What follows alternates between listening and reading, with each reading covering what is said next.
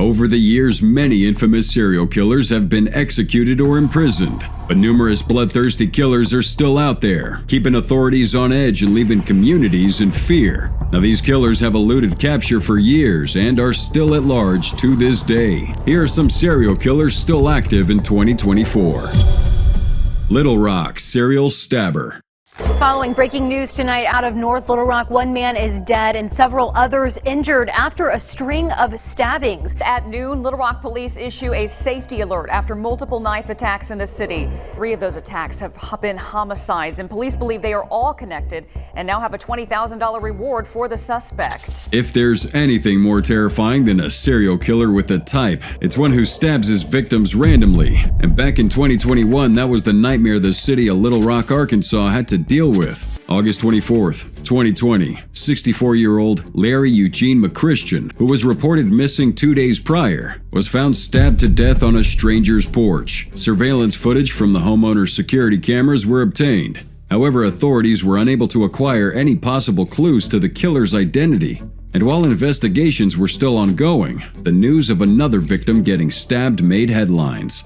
Coincidentally, the next victim was also in his 60s, but in this case the murderer stabbed him in the neck so many times that it left a wide hole. And following both incidents, the entire town was placed on high alert, prompting a collaboration between Little Rock police and the FBI to apprehend this killer. But despite their efforts, the situation just felt like another scene from 2007's Zodiac, and I'll explain why. The killer's very meticulous, leaving no fingerprints, no DNA, pretty much no evidence at all. So far with these 2 victims, it seemed random, with no connection, except a pattern of maybe age and with a knife. April 11th, 2021, 41-year-old Deborah Walker was attacked, stabbed 15 times, and left to bleed out on a random street. Lucky for her, law enforcement had found her and drove her to the nearest hospital, where she managed to survive from her injuries. Now, she would tell the cops that the killer attacked her without any provocation. And from her description, the Little Rock stabber now was marked out to be this young African male, with a slender build and a little over 6 feet tall. The case gained national attention, but just 24 hours later, this killer killed again. At this point, it was clear he was attacking random people walking alone between 1 and 4 a.m. And because of this, patrols increased around the city, and a $20,000 reward was announced for any information that could lead to capture.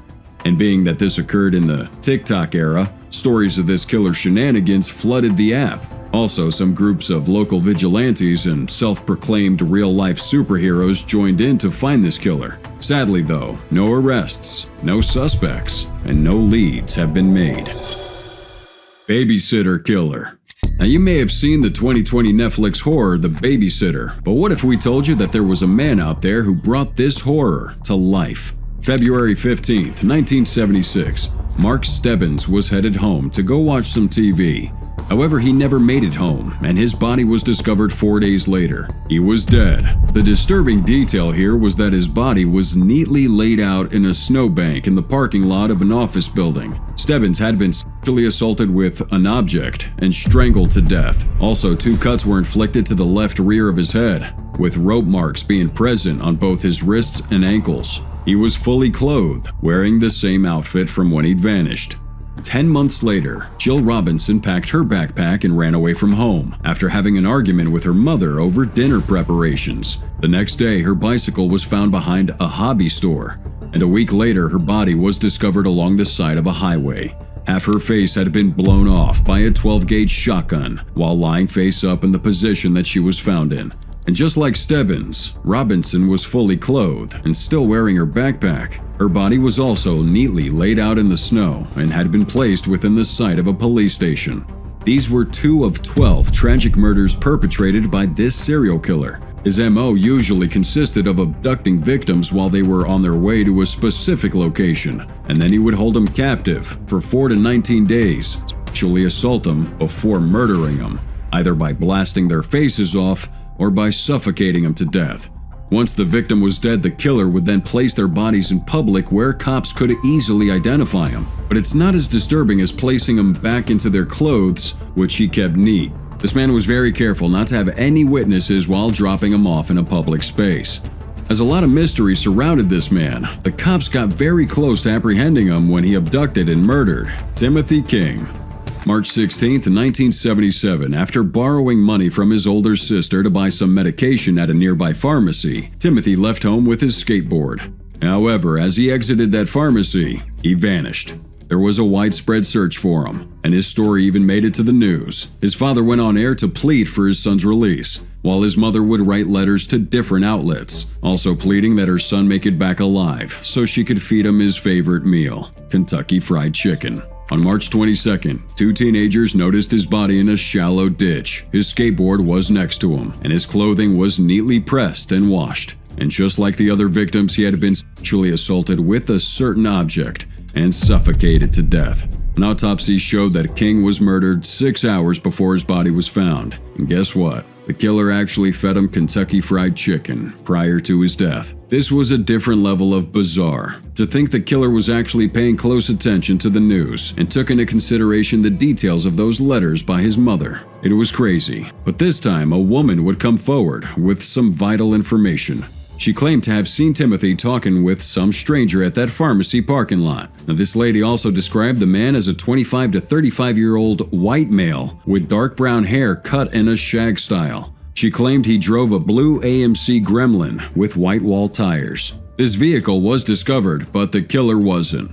In 2012, detectives had managed to build up a DNA profile, but it wouldn't match any suspects arrested in connection with this case, or anyone in the police system for that matter. And that right there means the killer, whoever he is still out there roaming the streets of Oakland County, a free man. Vending machine killer. If you thought this video couldn't get any weirder, well, it just did.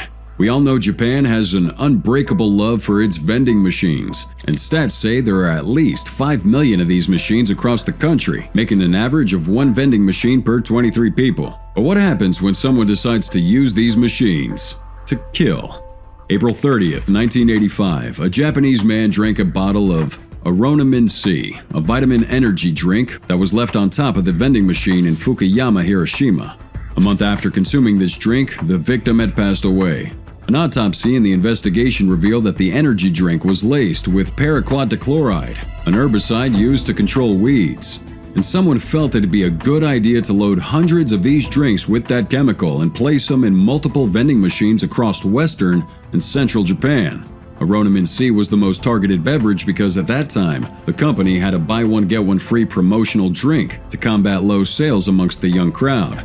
Multiple people died from consuming this drink, while others died from taking Coca-Cola. 12 people had died, and 35 got seriously ill. It was so deadly that it became one of the deadliest product tampering cases in history. The Japanese government had to place warning labels and leaflets around the affected areas, warning people to stay clear of those drinks. And the crazy thing is, it was almost impossible for authorities to track down the person responsible since it was difficult to narrow down where a person had originally picked up the drink. Most of the responsible vending machines were in quiet back streets with no CCTV. So with no leads, no suspects, and no eyewitnesses, the killer was never found. This happened in the 80s, but fast forward to 2012, and some theorists believe that the number of deaths weren't just higher, but could have come from copycat killers, or people who intentionally poison themselves to imitate the murders.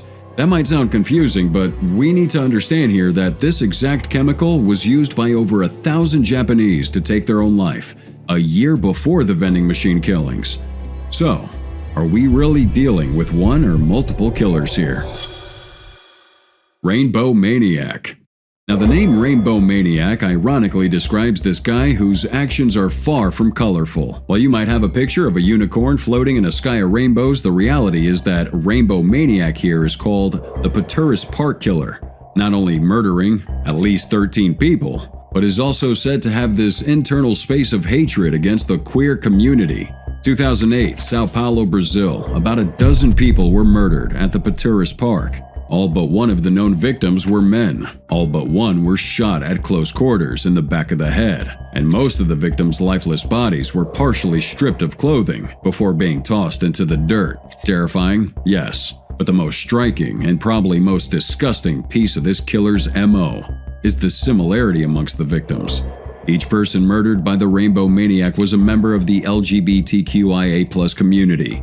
We believe that in this sicko's mind, he was orchestrating a stealth cleanup job, forcing the LGBT+ folks back into the closet and, more depravedly, wiping them off the face of the earth. He chose his hunting ground very precisely. The Paturas Park in Sao Paulo was a common meeting point for local gay men. What these said men did there is left for your imagination. But the point is, gay men were always busy there. And it wasn't really a secret, since Sao Paulo hosts one of the biggest pride parades in the world, attracting millions of visitors annually. And while the Rainbow Maniac's location was spot on, his timing was also just as impeccable. July 2007, just days after the end of the Pride Month, the Rainbow Maniac killed his first victim. And since homophobic violence wasn't really a new thing in Brazil, this murder was just seen as another case. Until more and more people started winding up dead. Members of the community believe the numbers are way higher and are only being covered up to avoid blaring international alarms. A retired sergeant from the police, Ido Francisco Franco, was once suspected to be the infamous Rainbow Maniac after one alleged witness claimed to have watched him blast 12 rounds of ammo into a gay man at that park, while another witness claimed to have seen him frequent the park alone. Seems like enough evidence to have someone pinned as the serial killer, right? Well, you're wrong, or at least a jury of 6 thought so. Franco was found not guilty by his jury and set free sometime back in 2011. Now, no one can say with conviction that Franco or anyone else is the Rainbow Maniac. No other arrests have been made, and it'll take one heck of fresh paperwork to track down this killer on the loose. Highway of Tears killer.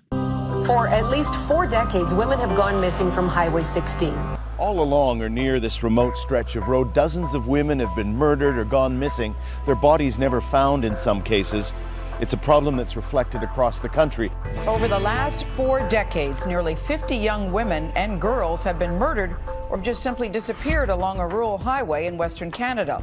Locals call it the Highway of Tears. Like many in the past, you would think that a modern-day serial killer would typically be a U.S. phenom, like Dahmer, Bundy, and a host of other maniacs we've heard over time. However, the Highway of Tears serial killer is here to prove otherwise. Yellowhead Highway 16, located in central British Columbia, Canada, is a 450-mile highway located between 2 isolated rural communities of Prince George and Prince Rupert. Now, this place is covered with forests and limited cell service, making it a place where a serial killer, or perhaps multiple murderers, orchestrate between 18 to 40 murders of indigenous women. 1969, a 26-year-old woman named Gloria Levine Moody mysteriously disappeared on Highway 16. Canadian authorities did all they could to find her, or at least her remains, but all investigations led to a dead end. Fast forward 50 years later, and this route has become the dreaded zone where women are constantly being found dead, sometimes months or years after their disappearance, while others are never heard from again. The official count of deaths and disappearance linked to this zone is around 40, but the locals say that number's way higher. And if you think deeply about it, that's a lot of women gone without a trace. But is it possible that one person would orchestrate all these murders and abductions across 5 decades? Well, it's highly unlikely that the Highway of Tears has only had one murderer operating in the area. Well, it's highly unlikely that the Highway of Tears has only had one killer operating in this place. At the time, Canadian authorities believed that they had caught the notorious killer after the death of one victim. Colleen McMillan was linked to a man named Bobby Jack Fowler. Now, Fowler was an American who had been working in Canada since the 70s. He was also a suspect in the murders of 20 other people across the US and Canada and was imprisoned in 1996 for kidnapping, attempted sexual assault, and assault. DNA recovered from Colleen's remains matched that of Fowler's, and even though he died in 2006, he was pinned by the authorities as the Highway of Tears killer. But they were wrong. In 2018, another man named Gary Taylor Hanlon was put on trial for the murder of Monica Jack, a girl who went missing in the late 70s and whose body wasn't found until 17 years later in 1995. Hanlon confessed to her murder and gave authorities a detailed breakdown of the entire ordeal. He would also confess to another abduction involving Catherine Mary Herbert, and with a backlog of sexual assault charges. Hanlon was found guilty of first-degree murder and handed a life sentence. Kudos to the Canadian government for bringing justice, but if we're being real, there's dozens of cold cases piled up throughout the years. Maybe murderers decided to exploit the Highway 16's notoriety for the wrong reasons, but the real killer, the real man who's responsible for a larger portion of those deaths and disappearances, is still out there. And at this point, there might be no stopping him. Pedro Lopez. Once in a while, a story so unbelievable, so improbable, just pops up. Take for instance the case of Pedro Lopez here, dubbed the Monster of the Andes. Now this story is definitely true, because no one could make up something so unimaginable. Born and raised in Santa Isabel, Colombia, Pedro Lopez was one of 13 children living under one roof with his mother, Benilda. Sadly enough, his father was killed when he was much younger, making his mother turn to sex work to put food on the table. She was abused by her clients, and in turn she would abuse Pedro and his siblings. You can imagine how this could rewire his brain until he himself became a predator. Fast forward a few years, Lopez was kicked out by his mom after he sexually assaulted his younger sister. He was subsequently picked up from the streets by an American couple, but this was just added weight to his already stuffed bag of trauma. Lopez was enrolled in a school where he was molested by one teacher, and back at home he was again molested by the couple that took him. From there, Lopez made up his mind to do the same thing to as many female victims as he could.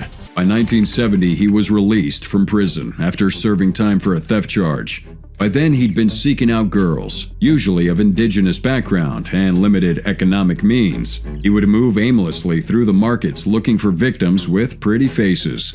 Once he found them, he would stalk them to their homes, abduct them, and then molest them. After doing this to dozens of victims, Lopez realized that his depraved urge to molest people morphed into an obsession to kill. And as he killed his victims now with a splurge of euphoria running through his veins, he was finally caught in Peru after he tried to kidnap a girl. He was handed over to police, and rather than incarcerate him, they simply deported him to Colombia.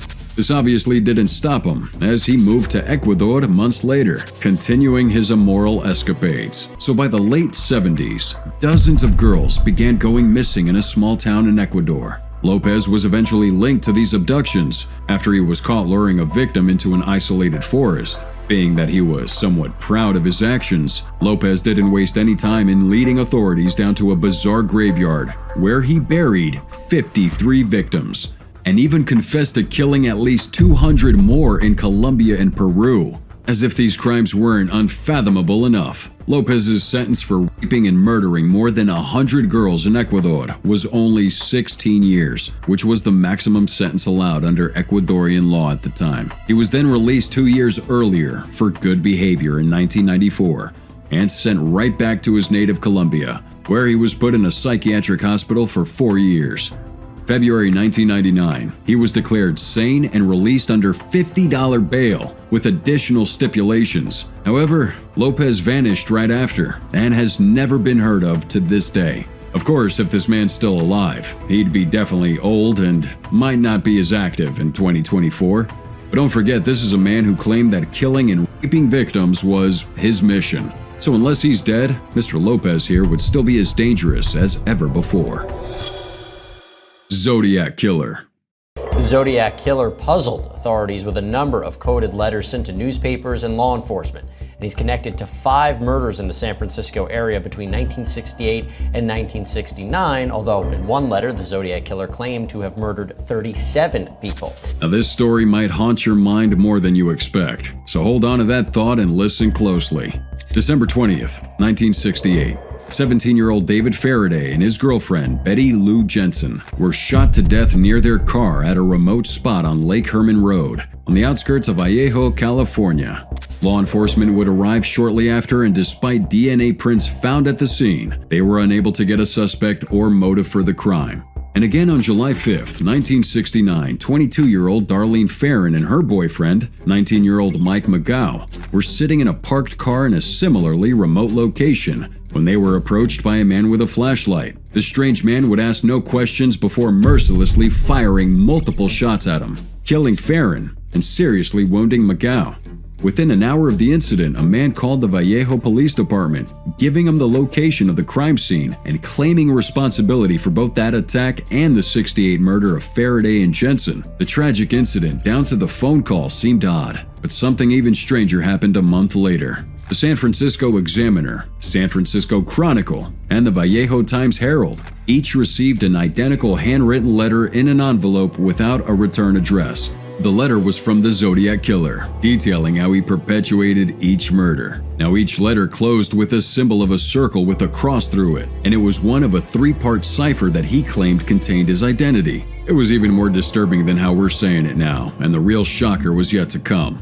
September 27, 1969. The Zodiac killer struck again as he approached a young couple, Cecilia Shepard and Brian Hartnell, while they relaxed on the isolated shore of a lake. Wearing a hood and shirt bearing a circle cross symbol, he tied them up and brutally stabbed them until they became unconscious. He would then scrawl the message for the police on their car door and flee the scene. After this, the killer kept making himself known by leaving clues at other murder scenes, threatening to shoot school buses full of children, mailing pieces of victims' clothing to newspaper houses, and threatening the public if these newspapers didn't publish the cryptic letters that became his hallmark. But even with all the fingerprints and DNA collected at the scene of the murders, no one knows who the Zodiac killer is to this day. Of course, there have been multiple theories flown around throughout the years, with the most concrete evidence though coming back in 2021, when a group of private crime-solving enthusiasts claimed to have identified the Zodiac as Gary Francis Post. However, the police declined to comment on this claim, and Gary Post died back in prison in 2018. He's the closest match to the Zodiac killer, but no one can say for certain he's the guy, meaning the real Zodiac killer might still be out there, probably plotting his next kill. The Danilovsky Killer. Between 2004 and 2007, the bodies of 7 women and girls were discovered in and around Cherepovets, Russia. These bodies were found in an abandoned building on Danilov Street, leading the perp to grab the name Danilovsky Maniac. Now here's the thing, Russian authorities believe that the 7 murders were related, based on the killer's method of operation, and they also found DNA samples from some of the murders. Now unfortunately, that DNA didn't match anybody in the Russian database, so all they currently have for his identity are a few details from eyewitnesses who described a killer being between the ages of 30 and 40, around 5'9", and with a dense build, also being described as having a receding hairline and cloudy eyes. Further investigation showed that all 7 women were abducted on the street in broad daylight. 6 of them would have blonde hair, and their bodies were disposed of similarly. This psychopath, or Danilovsky Maniac, however you want to call him, also did something really weird. After dumping off the bodies of his victims, he left this unusual signature in the form of crude pornographic paintings. Now these paintings were spotted on the walls or windows of that scene. And although witnesses saw the suspect painting these images, they're still unable to provide a reliable description of this man. So far, the Danilovsky serial killer hasn't killed anybody since 2007, and while authorities are thankful for that, they don't seem to understand why. Did he get killed? Did he turn a new leaf? I mean, where is he? Those are definitely questions we can't answer. And quite frankly, no one can. But the truth still remains that if Russian authorities can have as many DNA samples on this killer as they do, and still be unable to get a suspect, then the Danilovsky killer might just simply be uncatchable. Hercules. Now here's a question for you. Are you a serial killer if you're fighting for justice? January 20th, 2019. The body of 20-year-old Rakib Hossain was found in the sub-district of Bangladesh, with a letter tied around his neck reading, "I am Rakib. I am the rapist of a madrasa girl of Bandaria. This is the consequence of a rapist. Be wary, rapists." According to reports, Rakib was allegedly involved in the gang rape of a madrasa student. He'd already been booked in the police station and was awaiting his court hearing when Hercules, as he called himself, shot and killed him by the roadside. This murder was also linked to the death of 2 other alleged rapists, who had a similar letter hanging around their dead bodies, meaning they probably had the same killer. For context, rape had become some sort of norm in Bangladesh, with statistics showing that over 1,000 women and girls were raped in 2018, which is a staggering 18% rise from the previous year. On top of that, put 70 more cases in January 2019, and the entire country is on high alert. Now, due to the rise of these cases, one man would call himself Hercules and would seek justice for these women and children by hunting down these rapists and taking them out himself. January 14th, 2019, a madrasa student was gang raped by two men, Rakib and Sajal. Both these men had been identified by law enforcement, but before legal proceedings could be taken, Hercules killed both of them. Now he'd go after a third rapist, a 39-year-old, named Repan, who was involved in a rape and a murder case. Repan's body was found with a gunshot lodged in the back of the head, with that letter hanging around his neck. Now, of course, in the eyes of the public, Hercules was a hero, doing things law enforcement would never do. But in the eyes of the law, he was committing an equally heinous crime, and so the police had to go after him. But this man was smart, leaving no evidence or DNA behind, keeping his identity a complete mystery. Rumors are out there saying that Hercules wasn't even a person, but rather a group, as one victim's wife claimed her husband was picked up by a bunch of people in the dead of night before his lifeless body was found days later. Now, whether it's one man or 1,000 men, the truth is that the people of Bangladesh and those on social media actually see him as heroes. Do we have to ask why? Well, because most rape cases reported never get the desired justice. In March 2016, a girl was raped and killed in cold blood, and to this day, that case has made very little headway, despite the widespread media coverage it got. Nonetheless, the identity of Hercules hasn't been revealed, and many believe he will very well strike again. The West Mesa Bone Collector. February 2nd, 2009, a woman named Christine Ross and her dog, Ruka, left home in Albuquerque, New Mexico, to go for a walk. However, during that walk, Ruka found a large bone protruding from underneath the ground. Now, she felt that the bone didn't look normal and decided to take a picture of it and text it to her sister, who happened to be a registered nurse. Sometime later, Christine's sister contacted her and said that the bone resembled a human femur.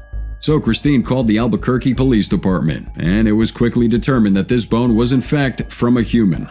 During the weeks that followed, detectives uncovered the skeletal remains of 11 women and one unborn child, all buried in makeshift graves.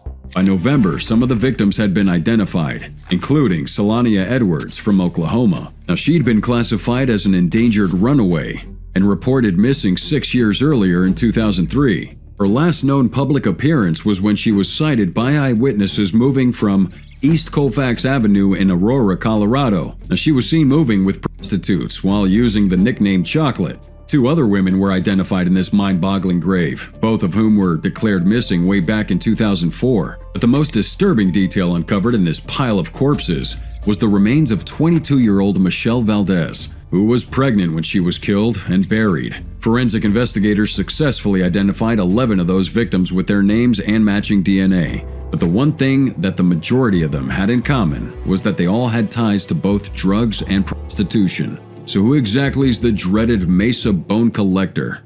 All these cases are unsolved, but police have 2 major suspects. However, one of them's in prison for an unrelated charge and the other's dead. The first suspect, Lorenzo Montoya, lived in a trailer a few miles from where the victims were found, but was killed in 2006 by a prostitute. The second, Joseph Blee, was a known rapist in the area, and when police invaded his home, they found a stash of women's jewelry and underwear.